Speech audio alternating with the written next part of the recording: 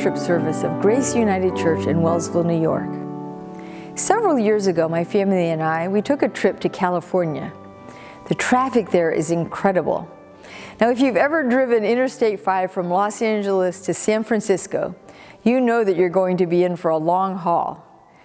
On a good day, with light traffic, you can do it in about 5.5 hours. But you know what? Light traffic in California are practically antonyms. So you better plan for at least 8 hours in the car. Well, you could try to cut the time down by flying. The actual flight time from LAX to SFO is about an hour, but that doesn't really count the traffic time getting to the airport or arriving a couple of hours early and getting through security, all of which could add up to 5 or 6 hours. This ordeal, it's just a challenge in itself even to fly. Not much of a time saver to fly. Given all of those California hassles, it's kind of no wonder that the people in Hollywood envision things like, "Beam me up, Scotty," this teleportation that they had in Star Trek, or the hyperspace travel of Star Wars. They thought of all these wonderful things that maybe could beat traffic. A proposed transit system, however, might bring teleportation a little closer to reality than even studio special effects wizards could imagine. You see, plans are underway for a high-speed train called the Hyperloop.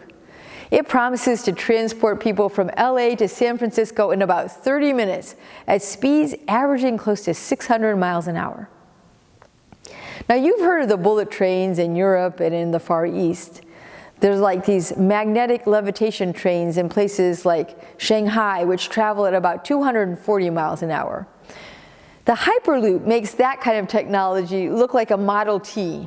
Instead of magnets, the Hyperloop, it runs on solar power using reduced pressure tubes in which pressurized capsules ride on a cushion of air driven by linear induction motors and compressors. Think of it sort of like the vacuum tube that your bank uses in the drive-thru, the one that sucks your paycheck away from the car window, only faster. This is the closest thing to teletransportation, says past CEO Bebop Gresta of the Hyperloop Transportation Technologies Group. This is a company that was created by Tesla Motors and by SpaceX entrepreneur Elon Musk. Gresta claims that it will change humanity. Now, that's a bold claim. While it might help us get our bodies from one place to another nearly as fast as the speed of sound, the Hyperloop won't help us become better people once we get there. You see, there's a difference between transportation and transformation, and between commuting and character. The writer of Hebrews reminds us that real human change isn't fast, nor does it happen in a straight line from one point to another. There is no Hyperloop to holiness. There are usually a lot of potholes along the way. Real transformation usually involves a lot of bumps, and it requires a slower and much more meandering path. It is usually more rocky and difficult than gliding on this beautiful cushion of air. Rather than power and propulsion, the path of faith, says the writer of Hebrews, it requires more patience and perseverance. Hebrews 11 is often called the faith chapter because the writer uses the history of Israel as an example of the kind of slow-moving progress that many followers of Jesus make toward the destination of Christ-like holiness. We're familiar with the flaws of these heroes of the faith. Their mistakes and their missteps are as familiar to us as their triumphs. All of them were on the way to somewhere, but they never fully reached their destination. As the writer puts it, all of these died in faith without having received the promises. But from a distance they saw and they greeted them. They confessed that they were strangers and foreigners on the earth. Remember the Israelites? Scriptures say, by faith the people passed through the Red Sea as if it were dry land. But when the Egyptians attempted to do so, they were drowned. After this miracle at the Red Sea, it took 40 years of wandering in the desert before finally reaching the promised land. It was only by faith that they kept following God and his agent Moses, and that faith, it sure wasn't immune to the weather. That is, the journey came with storms of hardships and of many deprivations. When they finally reached the land that was promised by God, they had to practice patience. They had to patiently march around Jericho for 7 days, waiting for God to act on their behalf. By faith, the walls of Jericho fell after they had been encircled for 7 days. Even then, when they were doing that, their intel came from a marginalized woman who had enough faith to trust a God that she had never known, despite the risk to her own life and her own safety. By faith, Rahab the prostitute did not perish with those who were disobedient, because she had received the spies in peace. It's clear that those who took the long journey of faith did not have it easy. The list reveals that the ride is never smooth. Remember how Gideon struggled with faith? He repeatedly tested God. Then Gideon had to trust that God wasn't setting him up when God told him to send home an army back and instead defeat the enemy with only 300 soldiers carrying only clay pots and torches. Remember, he had to send home all the soldiers that lapped from the water, only keeping the few who lifted the water to their mouths. Gideon was left with only 300 soldiers out of 10,000. Barak had some similar struggles with his own faith. He didn't move on a similar enemy without partnering with Deborah. She was a prophet that was called by God, and Barak said to her, "If you'll go with me, then I will go. But if you will not go with me, I will not go." She said, "I will certainly go with you. However, the fame shall not be yours on this journey that you're about to take, for the Lord will sell Sisera into the hand of a woman." She was less impressed by his faith. Then there was the egotistical Samson, a follower of God who dropped the ball. Do you remember he told the secret of his power to Jezebel? She revealed it to the enemy, and they were able to capture him by cutting his hair. He was blinded, and then he was chained between two poles at this gathering, this party they had. He was to be the laughingstock.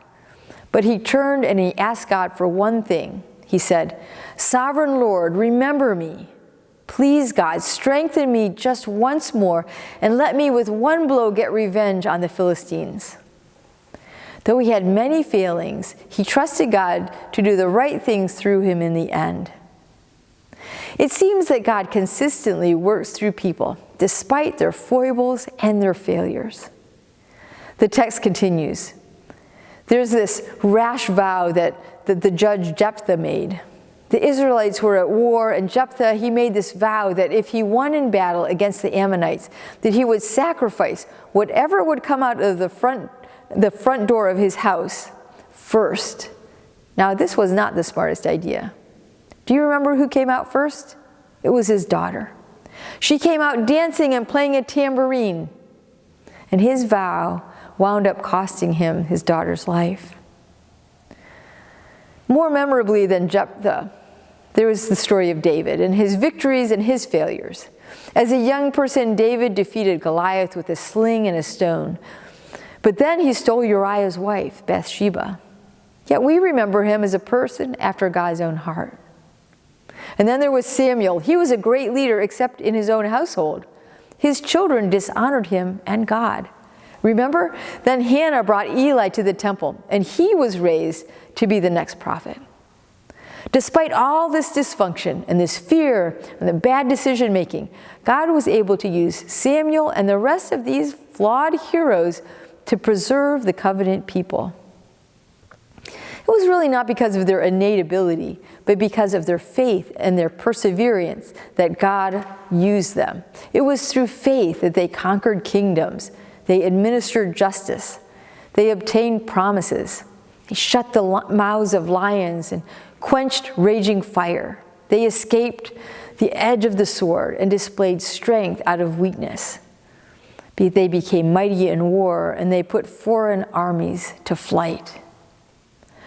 Those who seek God face difficulties. The writer of Hebrews goes on to a long list of the hardships endured by people who took the journey of faith. They died in horrible ways in order to obtain a better resurrection. They suffered torture and imprisonment. They suffered death by stoning, being sawed in two, and by the sword. They suffered extreme poverty and persecution. They wandered through the deserts and the mountains, sleeping in caves and holes in the ground. Their character and faith development was neither fast nor easy. The end of the journey wasn't completely clear to them, and yet God was setting them up for a destination even better than they could have imagined. Ah, but you think, that was then, but this is now. We've advanced. Well, since we're celebrating All Saints' Day, I figured that it would be a great time to peek into the histories of the Christian temple and of the First Congregational Church and see how the saints before us here in Welllsville fared. In college, I was a history major. And the thing that I love about history is imagining what life was like in another time. So, if you will, imagine with me as we recount some of the stories of the saints who have gone before us here in Welllsville. It looks as if they had some challenging times as well. In 1841, two reverends and an elder were appointed to start a congregational church in Welllsville. On July 6th of 1841, these three met with 17 professing Christians of Welllsville. The church history says that they met in a schoolhouse standing on the corner of Mill and Broad Streets. The schoolhouse had an open fire in the middle and a hole in the room for the smoke to escape out the ceiling. The records say that these 17 persons related their experience and became members. Note that 15 of these 17 people were women. Their first services were held in the Metropolitan Hall, whose lower floor was used as a wholesale liquor store, and it wasn't always quiet down there below. I wonder in 1841 what other challenges these women faced in their efforts to grow a church. But build they did, and in 1857 they built a church at the cost of $1,200. From 1856 to 1860, Reverend Stuart Sheldon pastored the church. During that time, their son Charles Monroe Sheldon was born. Stuart Sheldon was moved many times, and he ended up in Kansas, where his son Charles grew up and he became a minister as well. He wrote over 30 books, including the bestseller, In His Steps. Charles was a tremendous advocate for the marginalized. He preached the social gospel. I wonder what challenges Charles faced to make him such a strong proponent for people who live on the margins of society. Over the course of years, a missionary was called from this church. Her name was Grace Bingham Saunders, and she served in Turkey, where she died 9 years after she left here. First Congregational celebrated baptisms and revivals. They helped with people that suffered from a tornado that hit Sayo, and they offered their buildings for use during the flood of 1972. Sunday school classes were formed, and they grew together and studied. And then there were young people's groups who had adventures here, and scouts used the church for their meetings. In the spring of 1946, 31 new members joined the church. What an exciting time for the church. Though if you've ever served on a church committee, you know that for any one of these engagements and activities, there is a tremendous amount of planning and, I suspect, some occasional conflict and problems. Nevertheless, God worked through these saints, sometimes even in spite of themselves. Paralleling these stories and adventures of Welllsville saints, the Christian temple has a wonderful history all its own. In 1876, a couple with the last name of Appleby were baptized in the Church of Christ in Sayo. The records say that they were baptized at Sayo by Reverend J.C. Goodrich, one of the pioneer preachers of the Church of Christ of New York. Ice lined the banks of the river, and the weather was not pleasant. The report continues. We who have known them would know ice-covered banks or icy water would not delay their being baptized. Though they lived in Welllsville, it is said that they would attend nearly every service, morning and evening, with a family of 6. They were earnestly desiring a Church of Christ in Welllsville, but things were soon to change. In December of 1885 and 1886, H.B. Sherman of Beanville, Canada, held evangelistic meetings in Sayo. It is said, so satisfactory were the teachings and results that they thought Sherman was the man, and now was the opportune time to break ground in Welllsville. Reverend Sherman's services were engaged. Listen to this. Multitudes came to listen to Mr. Sherman. Athletic in body and mind, he taught the scriptures so plainly that sinners were converted and saints rejoiced. They were loud in their praise of the man and his message. Reverend O.G. Herzog, then the state evangelist of New York, he assisted Reverend Sherman in the meetings that continued on and into March. They noted, this was not done without effort. And guess where they stayed? The Appleby House. The Appleby House lodged them and fed these preachers, offering them each day 4 meals a day. They were all in. The story continues. From the Appleby barn went 2 teams daily, entering into the highways and byways and bringing in the people that that house might be filled. Imagine, they filled their carts with people to bring them in. Listen to this. It says, one night, a team driven by Lizzie Appleby drove out to Proctor. She had her load and she started down the road that crosses the Erie tracks by Proctor School. The team, hearing the train whistle, started to run. Unable to stop them, Lizzie drove them out of the road and into a high board fence, which held them. No one was hurt, and the load arrived on time for the evening meeting. The meetings resulted in many converts, about 50. Here's another story that caught my attention. Beginning in February 1893, Reverend Kleberger was our pastor for 9 months. August 1st, 1893 to 1894, Reverend John Phoenix was with us. He had a daughter that was also a minister. Several times during the year, she filled the pulpit. She could preach as well as her father. In those days, it was quite unusual to have a lady preacher. I wonder about this daughter. What was her name and her story? I wonder, how did she feel as she stepped up to the pulpit? I also wonder if when the writers typed up this history, I wonder if they imagined a time that it would be usual for women and men to have parity behind the pulpit. These disciples were progressive. They were faithful too. One night in October of 1898, the church had a fire. It said that a nearby neighbor, seeing the fire, pulled his trousers on over his nightshirt and he put on a tie. And then he ran to give the alarm. The church was saved, and in fact, they made improvements with a new organ, a new carpet, and an enlarged choir loft. Just a few years later, in 1913, none other than an Appleby, this time T.J. Appleby, broke ground for the Christian temple. If you've seen the white egg, a man named Charles Smith brought it in on one Sunday morning and he put it at the front of the sanctuary. And whenever someone had a birthday, they would march down to the front and they would put money in the egg. This money was the nest egg that enabled them to build the church. Now, when they designed the church, they were thinking about their service to community, and so they installed below the sanctuary a bowling alley and a multi-purpose gym and a theater area so that people of the community could participate in the life of the church. As we hear the stories and reflect on the lives of those before us, it's easy to imagine that their struggles maybe were not much different than our own struggles. Quite possibly, I imagine, that they had disagreements in board meetings. Perhaps they got weary and sometimes they felt disenchanted. And I'm sure, just as in ancient times, sometimes their members said and did things that did not honor God.